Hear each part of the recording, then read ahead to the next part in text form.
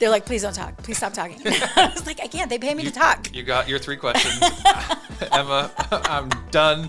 You can tell they start checking their walkie-talkie, when they want me to stop. And I'm just like, well, I guess it's time. This is Building Brevard, episode number 9. And today I have an amazing guest, Emma Reynolds, and honored to have you on today. Thank you for having me. Yes. I'm excited. Thinking about doing this interview, I was like, our worlds hadn't truly connected. Like, I knew of you. Tragic until now. Right. Yep. For a while. Very excited. For a while. And then finally I was like, okay, I need to go hunt her down at an event and introduce myself and say, we're Facebook friends and we do a lot in the community, but for whatever reason, we didn't connect. I'm so glad we have now. Yeah, it's awesome. So currently actually, I'm going to let you do your introduction. I'm doing my introduction. Yeah. So I work for Brevard Zoo. I am the Associate Director of Strategic Partnerships. Very long title because I make friends for a living. And that doesn't really fit in the business card, but I was really excited to move to Brevard Zoo, where I have a job right now that's like the perfect intersection of all of my favorite things to do, right? So I'm building this career where I get to connect with the community. I get to do a little bit of science. I was a science teacher for a long time. And I love what I'm doing at Brevard Zoo. Fantastic organization, great opportunity. How lucky are we that we have the zoo? Like, I know. We were there. I mean, we are members and we go there often. And we were driving, down Pineda, and we're like, how cool is it that like giraffes live like 10 minutes from my house? Giraffes. I know. And that's my daughter's favorite. So, of course, They are the favorites. Yeah. The giraffes are like the all-star team. Like, I feel like everybody goes there for them and then discovers all these other new friends, too. But I'm not going to lie. They're pretty cool. Well, They're I think pretty in awesome. the way in which they built the platform, like, Yeah. we've been to a lot of zoos across the country. Yeah. And most of the time you get to see them from a distance. And it's like, oh, how cool. But, like, No, these giraffes are like all up in your business. Yeah. They're like face to face all the time. Yeah. I just took a bunch of pictures. It never gets old. Like, it's Yeah. the strangest thing. Like, even working there every day, like, I go out to the giraffe platform and I'm like, this is Doc. He's my friend. Like, it's so fun. It really is. It's special. While we're on the subject of giraffes, the most expensive romaine lettuce in Brevard County, hands down. I tell that joke every time I go up to the platform. They are worth every penny. They are worth so secrets of the zoo. We actually have had to ask multiple guests to stop trying to bring in their own lettuce because they want to create this like organic compound that's going to be best, and the giraffes will fall in love with them and they'll have this special connection. We're like, you can't actually bring in your own food to feed the animals. And they're just like shocked. They're like, how dare you not let me do this? But it's very funny. I mean, we love having guests that love the animals that much, Yeah. But please don't bring your own. No. What? Like, I know. I'm at a loss for words. Like, I know. I've never thought about bringing in my own lettuce. I know. We get a lot because actually the proceeds of that go back to the zoo and to different, I was reading the sign, but I'm not an expert, but right? Like, it's a revenue stream for us. Right. I mean, that's not why. We also take really, a lot of care to make sure that the animals are receiving certain amounts of nutrients and amounts of food, right, to keep them healthy. There's a lot of animal nutrition and well-being going into those decisions, but it's so funny because this is also a revenue stream that gets poured right back into animal well-being or education or conservation, like depending on what the zoo is doing. Yeah. But that's not the real reason. The real reason is also because your neighbor cannot bring her lettuce to the zoo. Right. I heard too that a lot of the food that the animals eat are actually grown on property. Yeah. So we have a fantastic commissary. I had no idea what goes into this. And Matt, the guy who runs the commissary, and I had a meeting like 2 weeks ago, and I knew he was exceptional. He's like the top chef of animal nutrition.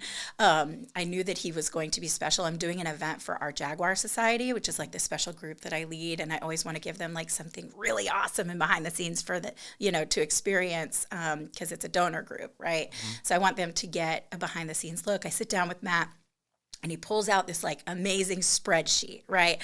Every single animal and everything they eat per pound per day and a variety.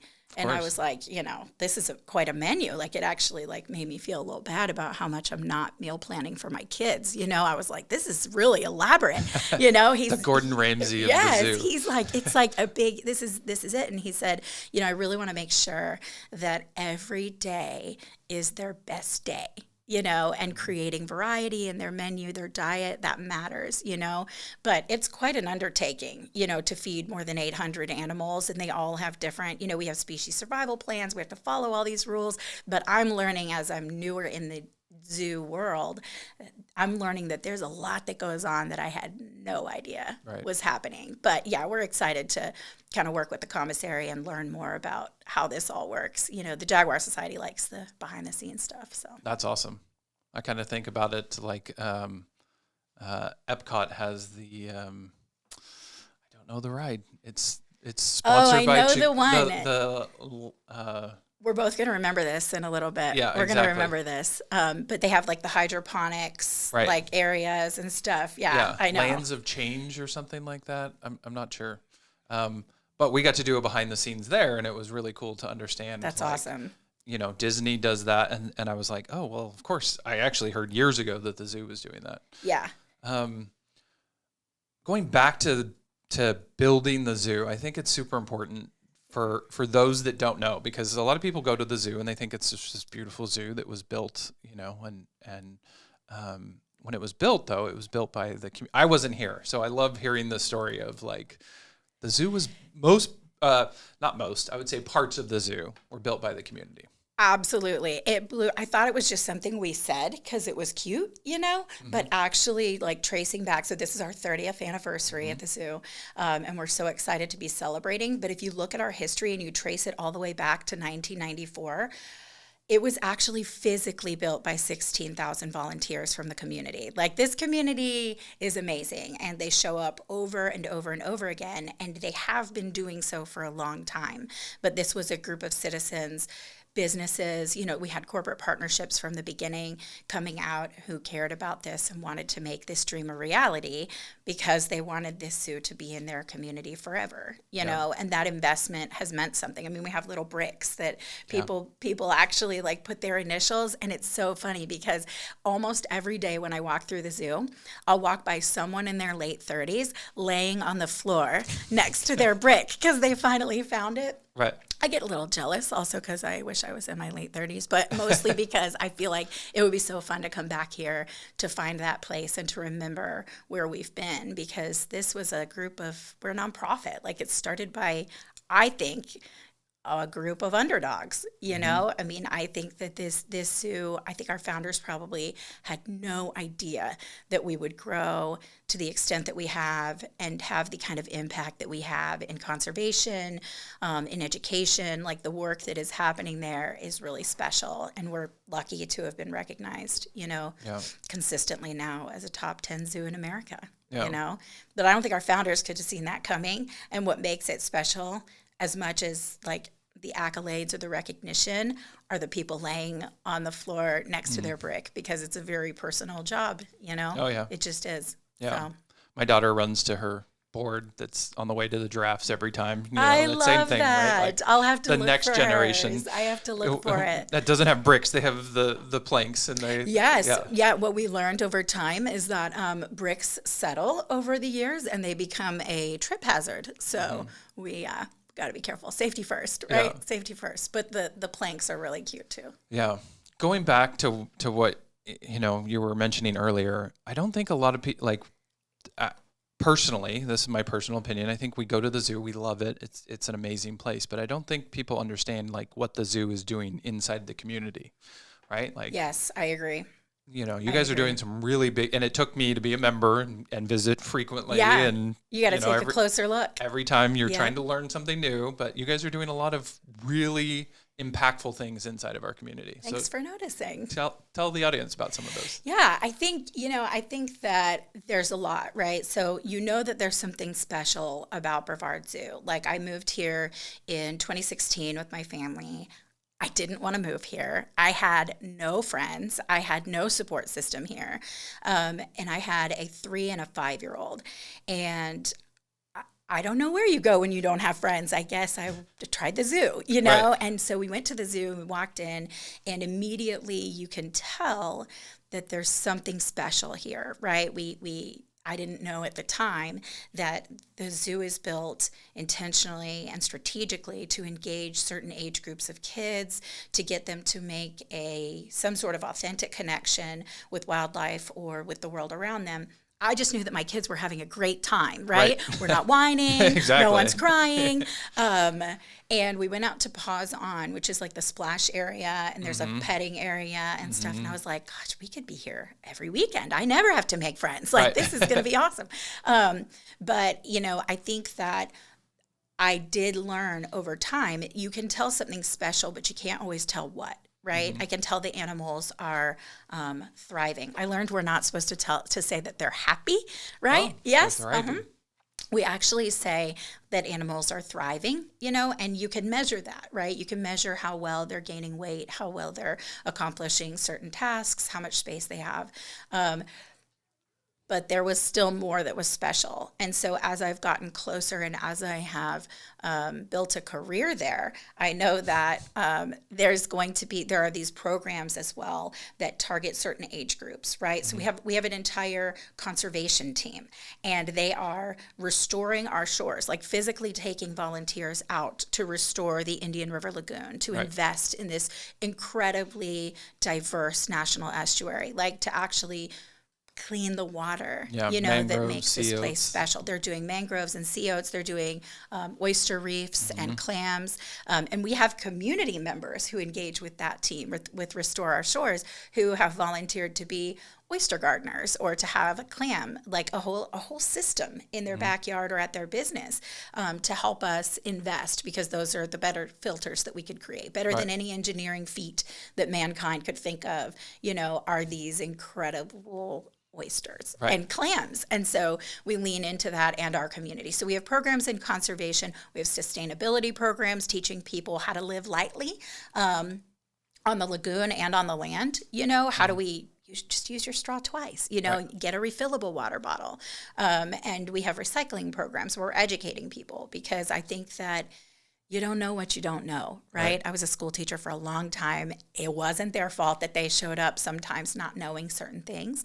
And so I think it's our job as an organization, as we walk the talk, to create programs that actually do these things, that move the dial for conservation, that change the way we look at sustainability. And then we also, because I said I was a teacher, I love our education programs. We have a zoo preschool where we're inspiring these young minds, hoping that they become the conservation heroes of tomorrow, but also just remembering that kids need to play. They need to go outside. They need to get their hands dirty and feel connected in that way, right? My kids are on screens, too much. They're 12 and 14.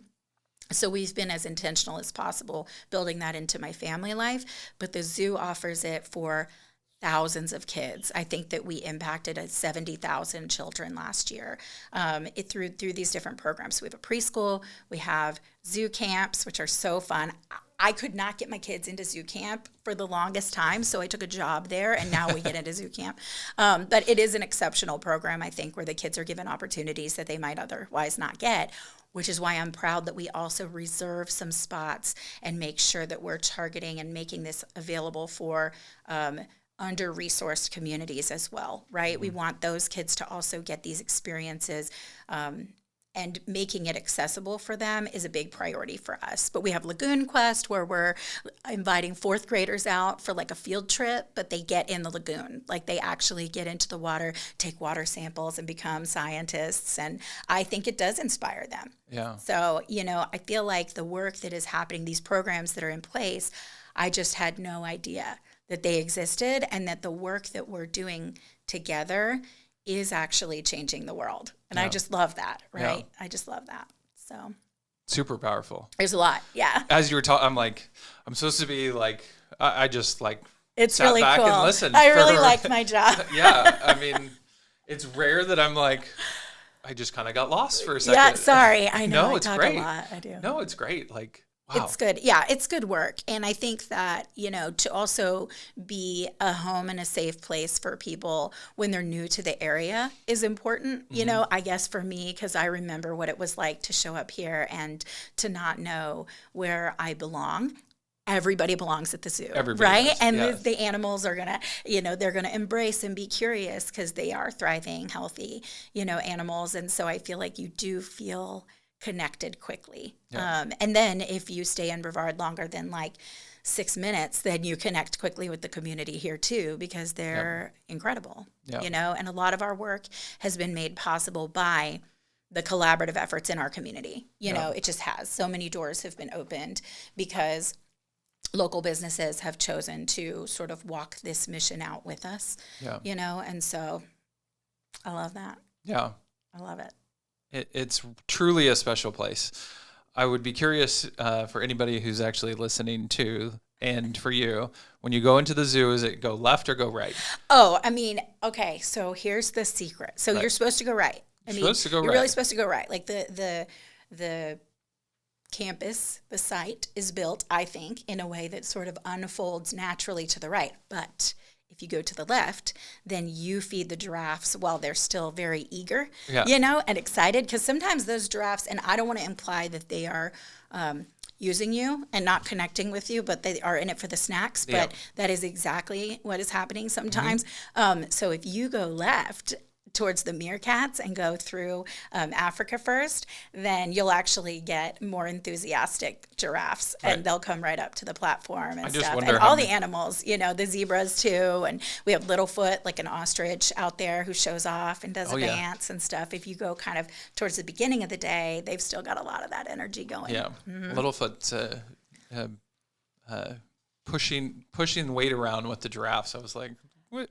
Oh, he's the boss. Yeah. Oh, yeah, he's the boss. Yeah. Yeah, if you watch it long enough. Yeah, absolutely. Our volunteers know more about the animals. We have more than 500 volunteers at the zoo. There's a waiting list to work for the zoo for free. Like, this blows my mind coming from other organizations, because I'm like, it was so impossible to find great, dedicated volunteers. At the zoo, there's a waiting list a mile long, and they are like incredible people. Yeah. Like I was on a call with them last night talking about a few new programs that we're doing, and I just look at their faces and they love it so much. But yes, they will tell you all the dynamics of each platform, not just in Africa, but also in the rainforest. They're like, yes. this spider monkey doesn't care for this one, so we try to keep them, Oh, yeah. separate. They have a lot of space, so they can avoid people, which is nice, They have That's nice. all the inside tea. We have our favorite volunteers too, who, like, my daughter's almost 4. We have been going Yep. 20 sometimes a year to the zoo. And we Thank have our you. favorites, right? Like, Thank you. um, Yeah, they know all the tea. If you have any curiosity at all about almost anything at the zoo, ask a volunteer. They're wearing a hibiscus colored shirt. That's what you ask. yeah, Yep. yeah. We have our favorites. I won't share it because I don't want to. I'm going to ask you after. I don't want to pick all of my favorites. I don't Okay. want to publicly pick all That's my fair. favorites. That's fair. Let's not do that. Interesting too. So we are members, and I think this is an important plug for membership at the zoo, Yeah. which isn't necessarily the topic. But we walked up to the zoo in where were we? Went to the LA Zoo. Okay. It's like 3:00. Like, we only got 2 hours to go into the zoo. We go up to the main ticket counter, and it's like $32 per person. We're like, hey, do you have reciprocity with other zoos? And they're like, yes. We're like, Brevard Zoo. Our tickets went half price for the 2 hours. We Yes. were like, this is, Isn't that awesome? and we've done it multiple times now. but There's like 100 different zoos, museums, like, art Brevard? galleries. Where is that? They never know. They're like, Brevard? Yeah, Is they're it like, Brevard? Miami? I was like, yeah, that's fine. That's good. That's good. As long as you're giving We me call 50. it Space Coast, okay? It's Yeah. the Space Coast. But yeah, you can get like some of them are half, some of them are completely complimentary if you have haven't our had that one yet. membership and stuff. I'll send you the attraction share list. Yeah, Yeah. it's very cool. Cincinnati, we got. Yeah, It's very We've cool. done a lot. So, membership is fantastic at the zoo too. You get discounts. You get to go whenever you wish. Yeah. You get in early. I learned that recently. You do. Yep. Yeah. Yep. Beat the rush. Beat the rush. What's next for the zoo? There's so much happening. Like, I mean, there's talk about so your favorite 3 things that are next for the zoo. So, I just said we celebrated our 30th anniversary, right? I feel like I came over. Everybody who starts at the zoo thinks they came at the right time, just the perfect time, because we have something going on all the time. I think that the most exciting things, the things that I came here to do and to help with, involve a complete transformation for our organization. And so the top thing that I'm really excited about is our new aquarium. We're building a new aquarium, a second site at Port Canaveral, and it's in like this ideal setting. It's 14 acres. It's a $100 million campaign.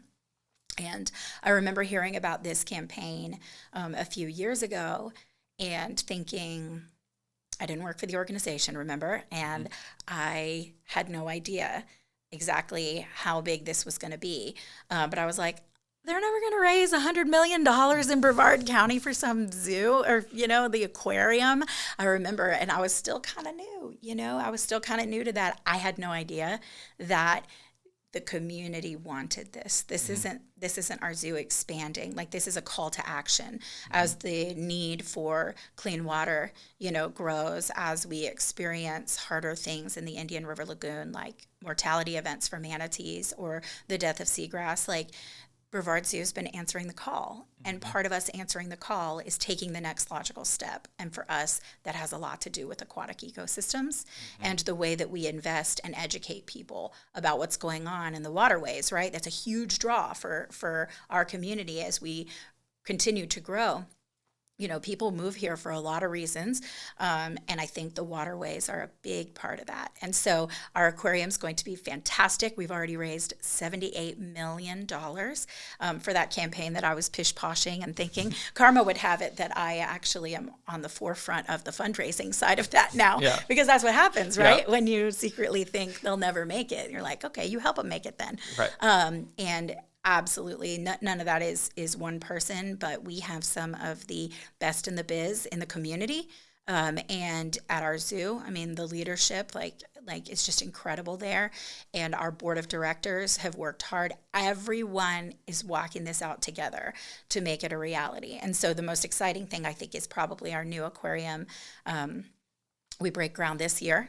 Okay. Yep, we've met all of the qualifications to go ahead and break ground in 2024, which is tremendous. Breaking ground on time is a great sign. Yeah. And we're really excited. We've gotten some pretty significant gifts from different individuals and businesses that have helped make this a reality. And we hope to open our doors in early 2027, which is tremendous. This is like a dream come true for like me. I was like such a science nerd and like kind of a geek like in school, and the fact that I get to be part of that even a little bit is a big deal for me. So that's one thing that the zoo has going on that I think is really exciting. Before we go to the next one, yes, is the community going to have any opportunity to help with this project? So with the aquarium, the community has unlimited opportunity to help with this project. Similar to what happened with the zoo. We are trying to discern the next brick, and we think it might be art. I can't say officially, because it's not official, but there isn't a logical next brick based on the way that construction has been sort of designed and phased right now. It's much harder for obvious, right? There's nothing that seems to align, and we have a lot more children in Brevard than we did 30 years ago, when it was realistic to ask a full population of third or fourth graders to make a brick. We couldn't possibly do that. Like, the facility would have to be the length of Florida, you know? So we have looked for ways to involve children. And actually, I'm working on a project, a CAP project with Lead Brevard. You're familiar with Lead Brevard, right? Yes, best class ever. I'm sure you were in the second best class ever. Congrats. And I were in the same class ever. She's okay. Our class shows up more than any other class. You do a good job. Saying. I would say that Lead Brevard has actually opened like a full network of support for me as well. But one thing that they do is they have community acceleration projects. And so we have a group of professionals going through the third best class of Lead Brevard, a group now. It's not mine. It's not yours. It's obviously the third best. So I think that they're doing a great job. They've engaged with us, and they have a project that's digital art. But it can be any medium and just upload digitally so that we can use it at the site and have every child leave a fingerprint there. I don't know what that looks like yet. I Yeah. think that we're still at the beginning, but there is this need because it's a Brevard Zoo style aquarium. There is this need to create something, an opportunity for people to get that buy-in, to feel like it's home before they ever walk in. Yeah. You know, and that's so important for this organization. We're still nonprofit. We're still going to be doing a lot of the same work, but we really want especially children to feel like they're already part of that. I just don't know what that looks like yet. I hope you figure out how to let some adults be kids too, right? I'll sneak you one, I'll sneak you No, one. I But want to we get my actually hands have, dirty and help, I right? think that play is an essential, it's like probably a completely different episode, but I think play is essential to our development and evolution as people for our whole lives, right? Like when I was teaching, I realized that these kids, they came to me as 11-year-olds, and I kept them for 3 years. I worked in a Title I school, and I taught 6th, 7th, and 8th grade, and then I would send them off to high school. I would loop back down to 6th. And it was amazing to me how many 6th graders, who are kids, by the way, I mean, 6th graders are still children, came in feeling like they were too old to play. And as a science teacher, I'm like, science is all about play. Like, we're going to play every day, and I'm going to help you embrace the sillier part of yourself, the part that is curious still, the part that can go out and get dirty and have fun. And I feel like we should not let go of that our whole life. I'm a playful person now, not because I'm unprofessional, not because I don't take myself seriously, but because I think it's actually essential to our development all the way through, And I do believe that Brevard Zoo allows for grown-ups to play, 100%. And the aquarium is even more intentional about it. I'll just say that we were looking at the otter renderings. So now we're close enough to making this a reality that we're not deciding which species will be featured. We're actually talking about paint colors. Like, where's the outlet going to go? Where's the nursing room going to go? For moms, like, where are we going to place these things for the guest experiences? And the otter exhibit was being discussed recently. Well, you can't call it an exhibit. It's a habitat. A habitat. The otter habitat was being discussed recently, and it's all play because otters are so playful. Yeah. Like, if you go and watch We're not them, taking otters from the zoo, though, right? Like we wouldn't dare. Okay. Yeah, we wouldn't dare. They're established members of that society. Yes. But we will be able to expand and offer that space for more otters, river otters. And so the area in question, though, that we were looking at allows for them to reach their hands through 2 little openings, and you can actually play patty cake with them. Wow. Now, what adult's not going to do that? You're going to do it. Sign me up. You're going to do it. All day. There's a climbing tunnel that starts above My the wife water. will be like, hey, there's kids behind you. I cannot wait. I cannot wait for you to embarrass your whole family here. There's a climbing tunnel that starts like out of the water that actually moves you underwater with the otters, in a safe awesome. way. And so I'm like, what are the dimensions of that? Like, can I go? It's like the meerkats. Like, you're not supposed to go in that cave. You're an adult. I'm like, whatever. I fit. I fit. As long as there's not a bunch of kids in there. I sits. No, it's so the same thing with the meerkats. Like, I do think that people still have this need, and sometimes we like push it down because we think we need to be something else. But there's still a child in each of us, right, who still deserves like that kind of opportunity. And I think that the aquarium actually has a lot, even more, built into it that is interactive and that encourages play at every age. Well, you got 30 years of learning to build the next one. I mean, that's... Right. And we see families being relaxed together, I mean, I think that society does pressure men, women, children, like in certain ways that are hard. And I think that having a place to go where you can just relax and be fully present with one another, and have a little fun and laugh, eat some Dippin' Dots. So I think that's really important. I'm glad to be a place where people can relax and just have fun with their families. We invite a lot of important people. All people are important. It's a hard thing to say that important people. We do bring out some people who are important in the community. And it's so fun to watch them just melt when they go see our sea turtle healing center. You know, like when they just, like you watch them sort of move back into a different space that's much more yourself, I think. Yeah. You know, but yes, so the aquarium has, you know, all these different features, I think, that will encourage more of that and invite guests to come learn. So as a former educator, I want to make sure that we are educating people, that every single person that comes to visit that aquarium leaves a little better than they came.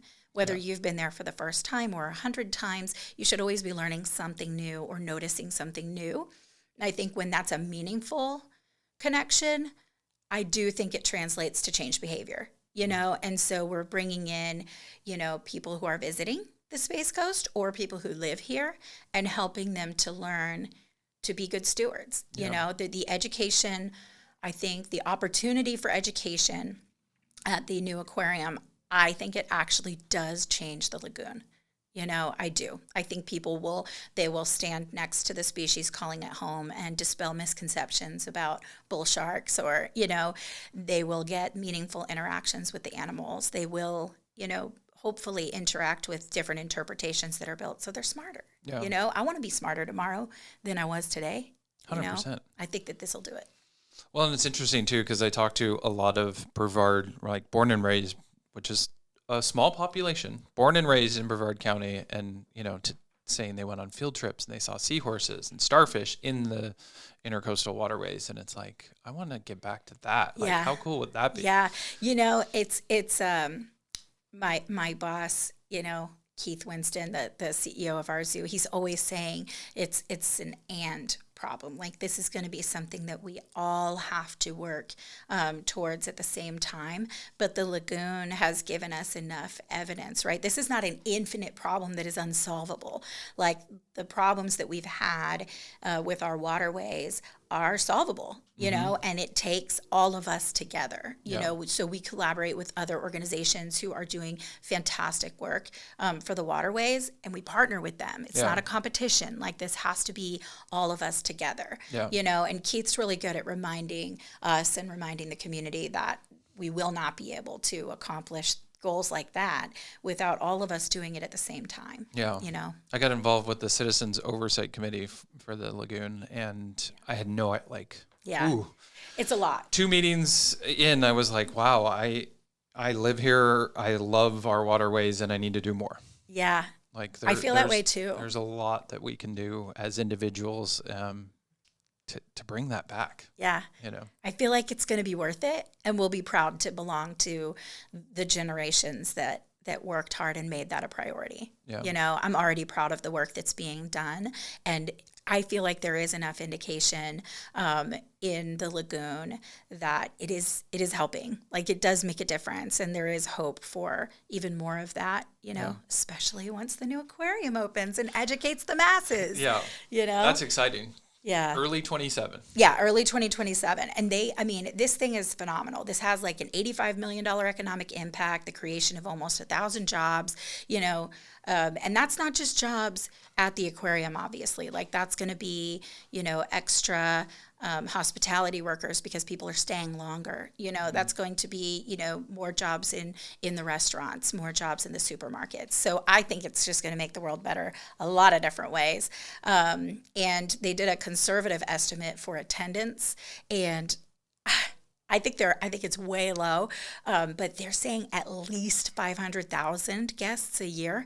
That was my big question. I mean, if it's at the port, us local people might have to try and figure out when the cruise ship's not there, because I could just see. We can work around it. Yeah. You know, the residents, we always find a way. We have the rocket schedule and we have the cruise schedule, and we just make sure What a great problem to have. I know, right? exactly. Right. We're so spoiled. It really is exceptional. I think we'll probably learn to work around that a little bit with scheduling. I think the cruises will probably drive up attendance.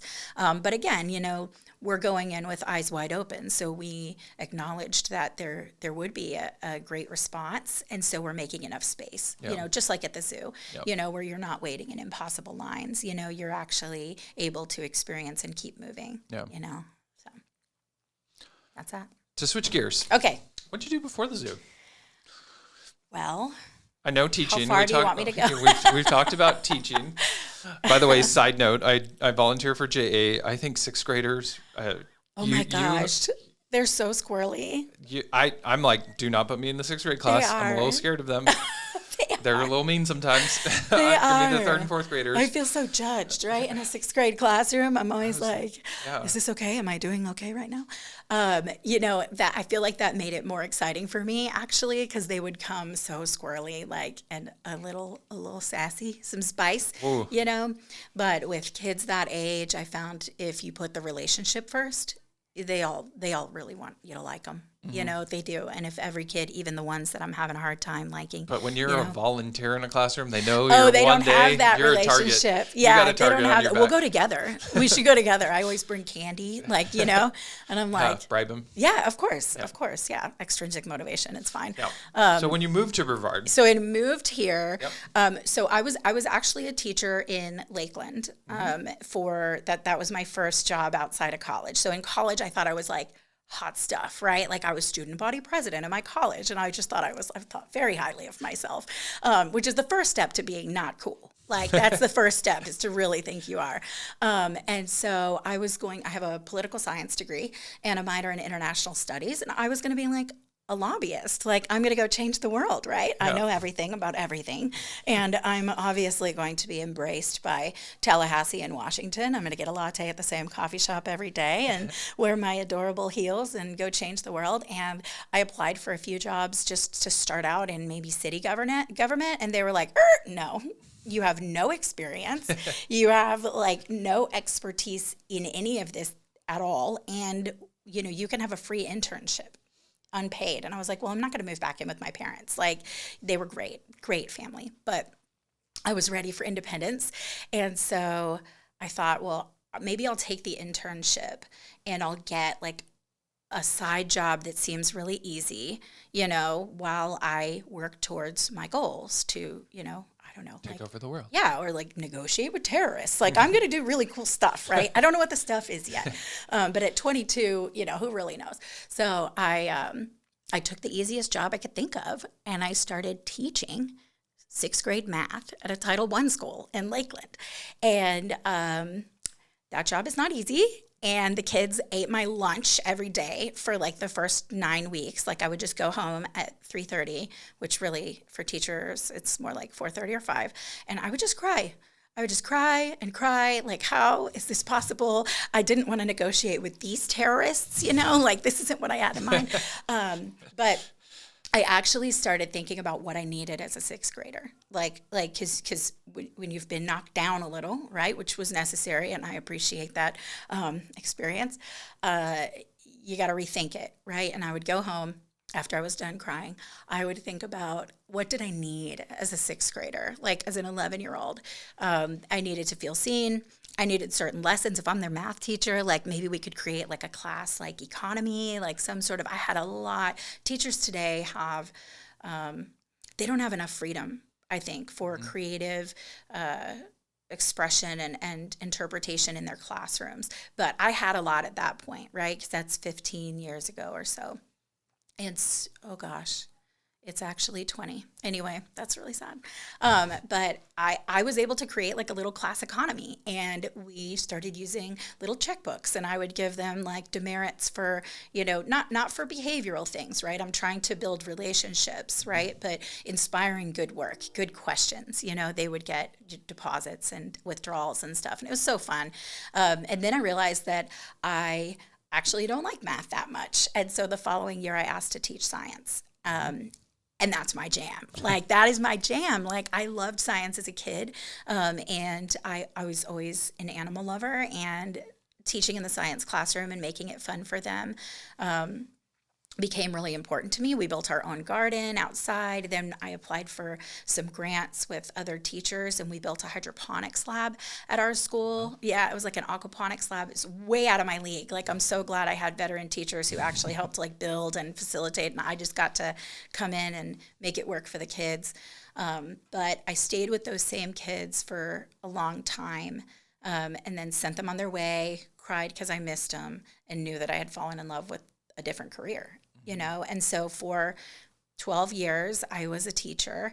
I got Teacher of the Year one year, which is so cool. I was like, oh my gosh, to think I did not have an education degree. I had to be certified the wrong way, like the side way that they do. Like I just had no idea that I would fall in love with my students and that community the way that I did. I did that for a long time. And then I had a family of my own. And my husband's job moved us here.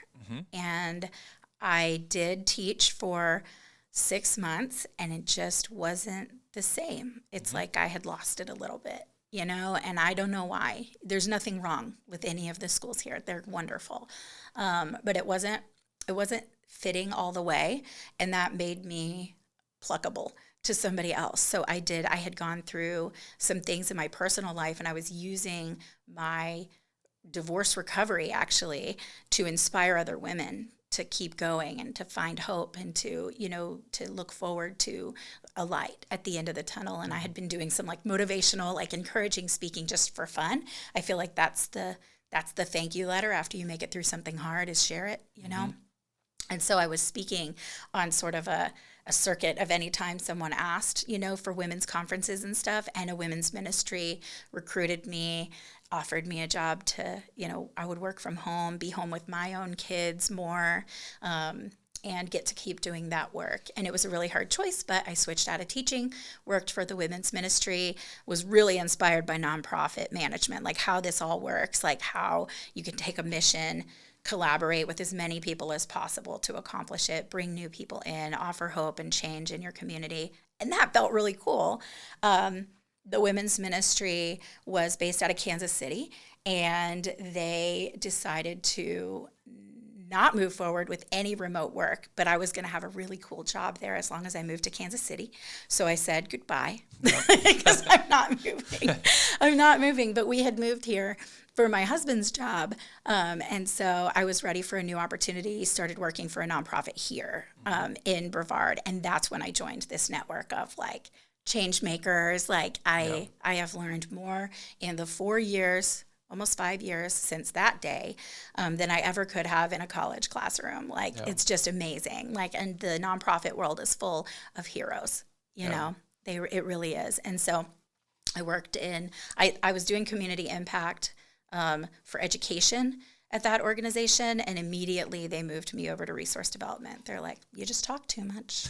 We got to move you over. You're, public speaker, and like I loved people and the network so much, and so they moved me into resource development. It was a really good experience for me, and then I learned about the zoo and this massive project, and I just couldn't say no because it's the science and the development side of me, right? Like I'm getting all the networking and the relationship building and the community collaboration, but I'm still getting to itch that science, need. And I was like, this is perfect for me. And it does this. I've been at the zoo for about 1.5 years, and it feels like a perfect marriage of all the things that I already love to do. Yeah. Yeah. Well, I think that's why we connect so much and agree on, how special this county is. Yeah. It is. The nonprofits, the nonprofits, I can't even, I haven't found a place that's like this when it comes to serving our community and improving the next generation. Yeah. Right? Like really caring, like you can care and then you can do. And I think those are, and you can write a check, or you can actually put in, in my world, we call that sweat equity. Yeah. Like you can have check equity or you can have sweat equity. And absolutely. I love that we get both here. You get, these amazing people and businesses that can cut a check. Yeah. And simultaneously, they're over here encouraging those who maybe can't cut the same check that they can cut to get involved in the community, right? And It's unmatched. And I hate to be so like Pollyanna, like whatever, but they actually love each other. Like I love these other nonprofit professionals. I respect them. I admire them. I actually have found, serious like mentorship, in my life when I look at the other nonprofits, the way that they are married to their mission, the way that they bring other people in that way, the way that people like you come and engage us, like that makes such a huge difference for what we're able to do. And it feels like we're all in it together. Like, Yeah. even though the missions are all a little different, I believe in all of these people, and support their cause, because there's enough room for us all to work together and succeed together and move forward together. Right. So I'm an Other optimist. places I've lived, it's cutthroat. Oh, Right. we can't talk about that Right. nonprofit because we compete for donor dollars or donor hours or whatever. I know. And Brevard's like, nope, there's enough. We'll figure it out. We'll figure it out tomorrow. There's enough people and money to make everything work. I've never seen anything like it. Especially now that I'm, working in development and fundraising, I've never seen anything like it. But if we meet someone whose priorities align better with a different organization, I believe in what we do so much that I would be glad to steer that person to the giving that will actually align with their interests. You know what I mean? Yeah. Even if it's not at my organization, because I know they're doing that for me too. Right. And that's just, I don't think you find it somewhere else. I really don't. I think this community really wants to be better every day. So how does somebody help support the zoo or the aquarium? There's a lot of ways. So we actually have, there's these opportunities for engagement, like volunteering, and that's There's a long great. list of volunteers. You can't volunteer directly at the zoo. That's a long list. It's a very long list. We have aquarium volunteers already as well, which I think really says a lot. I was like, how are you? We don't have a facility yet, but they actually go out and they go sit at tables at Friday Fest and talk about the aquarium, engage people, invite them to come to info sessions and things like that. There are ways as a business that you can support the new aquarium by inviting us in for a lunch and learn and helping us, because community engagement's a big part of what we're doing as well, right? Mm-hmm. We want the community to be familiar with what we're doing, to be ready for it when it happens, and to be excited, because this belongs to all of us, right? Mm-hmm. So there's that. And then, of course, there's a founders program that I think is brilliant. I used to think that massive scale, capital campaigns are really only accessible to big businesses or millionaires who can cut a giant check. And that's just not the case. Actually, the majority of our funding for this new aquarium has been raised by individual donors. And so we have a founders program where you can donate $10,000, but it's payable over 5 years. So I feel like $2,000 a year to have your name written on the side of the aquarium for all of eternity, and your children's names, to build a legacy. I think that's accessible to some families. And if it isn't accessible, there are other ways to get involved. We had a bunch of kids do a car wash and they brought us $87. And I'm such a sap because, I love kids. I cried a little bit, I was like, that's the cutest thing ever. But that founders program sort of brings together the people in the community who really want to be part of the project long term. And so we offer them some Founders First events, they get to be the first ones to see certain renderings and be part of the design process. They'll be invited obviously for groundbreaking and ribbon cutting and things like that. But your name's on the side forever. We have businesses who have reached out and they want to name a classroom. We have a conservation center that's 3 stories high. It's gorgeous. It's named after Dr. Dwayne DeFries, who's the godfather of the lagoon. Yeah, I was like, right? Multiple times while we were talking, I'm like, okay, we got to talk about. I cannot believe he knows my name. I really can't. But he does. I'm just saying. But he's actually been a big inspiration for the work that we hope to continue doing. And so that conservation center is named after him. But you can name a wet lab or a classroom or a meeting space. There's event space, and so people have found ways to engage with us. If they want to, and they'll find a way. And so the Founders Program has been I think the easiest way for Brevard citizens. And actually we have national and international donors too, who just want their name on the aquarium when they come visit, and they want to know that they helped make this possible. It's going to be here forever, So that's one way to help the aquarium, as I said, inviting us out, being a champion in your business. If their businesses have, corporate social responsibility that aligns with any kind of conservation, education, sustainability, animal well-being, any of that, any environmental work, we can apply for certain grants with those companies, but we always need someone on the inside who will say, hey, I'm familiar with this organization. They really walk the talk. I'd like to set up a meeting. Yep. And then we can take it from there. And if it's a fit, awesome. And if it's not a great fit, that is okay too. We have plenty of friends in the community, who choose to engage with us in other ways, but we need someone on the inside for most of those like corporate relationships, because it's a lot of relationship first stuff. Yeah. So there's that. And then I hope that somebody will hear me and do this. I secretly want Brightline to come name our Brevard Zoo train, because we have that awesome train ride, right? And I'm like, who sponsors the train? Like, nobody. We have no branding on this side of this train, that's so cute and fun. And they're like, oh, yeah, we should do that. So in my head, that's going to be a Brightline thing. I don't know. A lot of things happen in my head that don't actually come to fruition. But I think it would be so fun to have like some branding on the side of that train, or like we're really going places, or I don't know. I don't know. So I don't know if that aligns with anything they want. I was on that train last Saturday. Were you? It is not built necessarily for 6 foot tall adults. Oh, yeah. See, I'm 5'4", so I'm like, this is perfect. So I was like, get out. I'm like, I'm trying to get my knees around. I will file this comment with the appropriate. No, okay. It is built for the kids. I love it. Yeah. But my daughter, every time she hears that train bell, it's like, train. I love that. Dippin' Dots train. Dippin' Dots and train. That's how we get them, That's how we get them. But there's always opportunities. So the something going on at Brevard Zoo right now is we've got a lion expansion. We adopted these like beautiful lion brothers. And the only way to keep the three of them together was to promise them a certain, quality of life. Yeah. Right now they have enough space, but they just deserve better. We need to build a palace for the kings, and they belong over in Africa. And so we have a lion expansion going on right now. We would love some help with that project as well. That's a multi-million-dollar expansion. And the lion boys will become a permanent fixture. I think that's their permanent home in that space. Construction's already, we hope to actually open it at the end of this year. So it's well underway. I saw the boardwalk. Yeah, it's well really underway. Yeah, there's like a viewing area with like the window, and there's a cooling rock. I was like, I want a cooling rock when I'm at the zoo.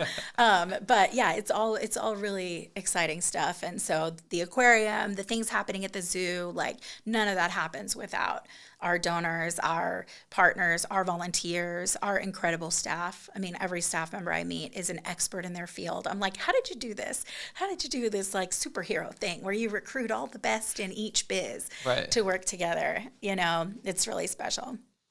What's one secret about the zoo that you can share?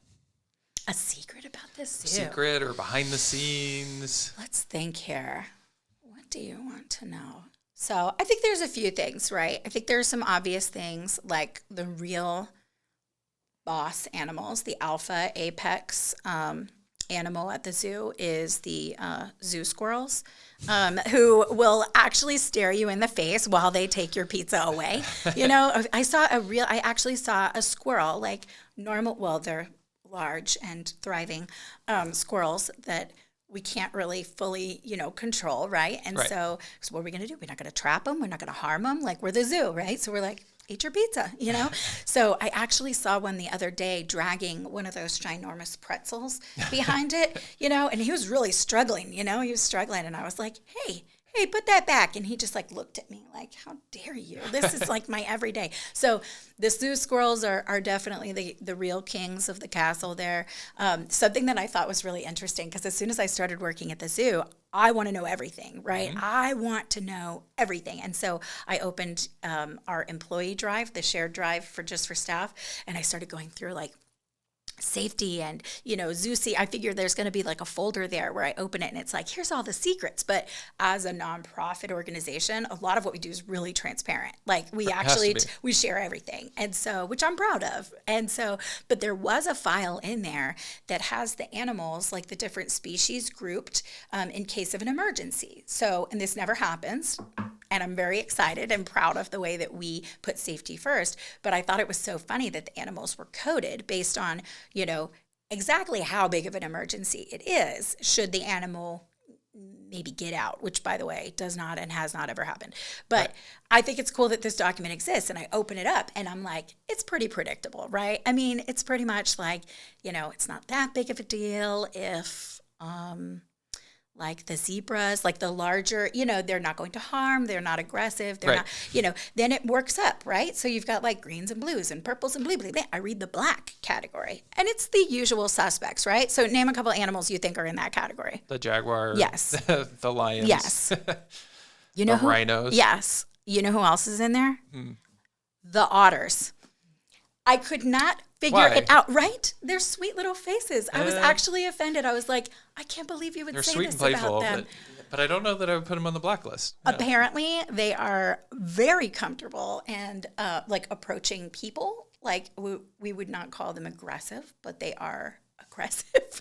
And I was like, are you serious? It's like all these things. And by the way, the otters, don't ever let them out. Don't ever. Never get close to them. I ask the keepers questions sometimes because I want to be close to our mission, right? Like I always want to. If I'm going out in the community and I'm talking about what we do, I have to know all of it, as much as possible. So I've been meeting with the keepers, tell me about your best day at work. Tell me about your worst. Like, tell me what changed you, because every single animal keeper at the zoo has a story or an animal or a situation that changed them. And I was meeting with one of them and I was like, who's your favorite animal to feed, right? Because animals are so food motivated, which I get that. I'm food motivated. So I'm like, I was like, who's your favorite animal? And they're like, oh, it's so great. Actually, they love feeding the rays and the sloth and like all these different things. And I was like, who's the worst animal to feed? They're like, oh yeah, the meerkats are they're too eager. Like it's too much too soon. Like they're very overwhelming. I was like, wow. So I've been asking the keepers like strategy questions, like so that I will know the ins and outs of what their job looks like. It's a hard job. Hard job. That is a hard job. We actually offer like keeper scholarships to try to give them as much opportunity for like professional development or growth. Any opportunities we can give them to stay, in what they're doing. It's a thankless job. It is so thankless, Yeah. even from the animals, Right. But they love what they do. They are so professional. They know the ins and outs and do the really hard work to make sure that every animal's having their best day. Yeah. You know what I mean? Creating different opportunities for choice and control, like giving them lots of variety, but it is a lot of work. And so when I want to know something, cleaning. oh my gosh, that's not my job. I'm not an outdoor girl. I'm having to like really push it. But the keepers really do a nice job. And the ins and outs, the things that you don't know about the zoo probably is that when we have a loss, when we announce that we've lost an animal, it's hard on the community. People come out and they grieve, Rafiki, we lost our giraffe last year. Rafiki is like the father of the giraffes. And the community took it really hard. People showed up for days on end and signed, these banners and came to visit us and they cried and stuff. But we actually we regularly have to call in grief counselors for our animal keepers because they know these animals. Yeah. They know the ins and outs. They feel personally invested in the health and vitality and wellness of these animals. And to lose them feels like losing family. And so that's something that I didn't realize. If you ask the animal keepers, a lot of them have like a tattoo of their favorite animal, or they can tell you the exact day that they had their biggest loss. Like what did that feel like? How did you make it through that? And I feel like some of the best stories come out of those people at our zoo who are many times overlooked. But they're doing really good work and they inspire me all the time. Yeah, so keep going. They're behind the scenes, in and out. Like, yeah. You're like, oh, there's a keeper. Yeah, look for the fun. green shirts. Yeah. The green shirt people, But they know everything. kind of blend in when they all of a sudden they go off the and trail. They prefer and they're it that way. Yeah. They prefer it that way. When Yeah. I found out that they were so dynamic, and that they had these beautiful stories, I was like, you're going on the road with me. Like we are going to go together and tell people about the work that you're doing. And they're like, oh no, that would be terrible. Most of them would not like that very much. They do what they do for the animals, and for the people who are enjoying it, but they'd much rather spend time many times with the animals than the people. And so I try to be a good steward with the information they give me and share it, so people can get to know what they do. You're the one who had to switch some careers because you talk too much. And you're talking to zookeepers who are like, don't talk to me. They're like, please don't talk. Please stop talking. I was like, I can't. They pay me to talk. You got your 3 questions. Emma, I'm done. You can tell Going back to work. they start checking their walkie-talkie, when they want me to stop. And I'm just like, well, I guess it's time. They have their talkie code. Like if I hit the button Yeah. twice, Emma's talking to me too Right. much, and like call me so I Yeah, can go over it's here. like code fuchsia or whatever color I'm wearing that day. Okay, I'm going to be watching for that now. That's good. That's good to think about. Well, thank you so much. This has been a blast. Yeah, this is awesome. I got lost for a while just listening to the stories. It was great. Thank you. And I think you guys are doing a really good job of building Brevard, building the community, building an amazing place for adults and kids to really learn and grow. And thank you. Thank you. Thanks for the It's been fun. opportunity. We love what you do. I'm excited to be here, and this was a nice way to start my day. So, Thank you guys so much for checking in. Can't wait to catch you on the next one.